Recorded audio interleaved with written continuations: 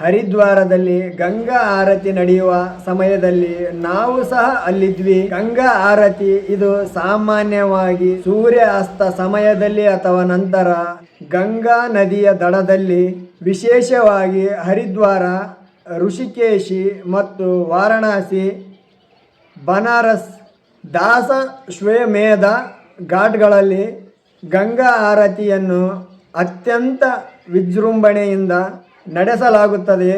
ನೆರವೇರಿಸಲಾಗುತ್ತದೆ. ಗಂಗಾ ನದಿಯನ್ನು ಪೂಜಿಸುವ ಒಂದು ವಿಶಿಷ್ಟ ಪವಿತ್ರವಾದ ಧಾರ್ಮಿಕ ವಿಧಿವಿಧಾನ.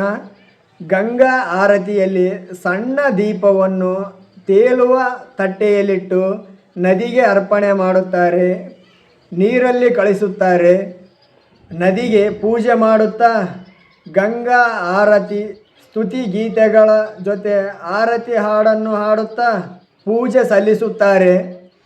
ಪುರೋಹಿತರು, ಪಂಡಿತರು ನದಿಗೆ ಅಭಿಮುಖವಾಗಿ ನಿಂತು ದೀಪಗಳನ್ನು, ದೊಡ್ಡ ಆರತಿಯ ತಟ್ಟೆಗಳನ್ನು ವೃತ್ತಾಕಾರವಾಗಿ ತಿರುಗಿಸುತ್ತಾ ಗಂಗಾ ಮಾತೆಯ ಹಾಡುಗಳನ್ನು ಹಾಡುತ್ತಾ ನದಿಗೆ ಆರತಿಯನ್ನು ಮಾಡುತ್ತಾರೆ.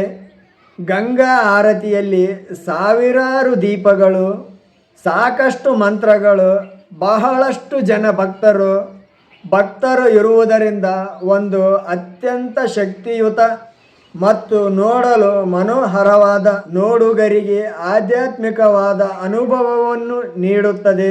ಈ ಗಂಗಾ ಆರತಿ, ಈ ಆಚರಣೆಯು ಗಂಗಾ ಮಾತೆಯ ಕಡೆಗೆ ಭಕ್ತಿಯನ್ನು ವ್ಯಕ್ತಪಡಿಸುವುದು ಮತ್ತು ಗಂಗೆಯ ಆಶೀರ್ವಾದವನ್ನು ಪಡೆಯುವುದೇ ಆಗಿದೆ.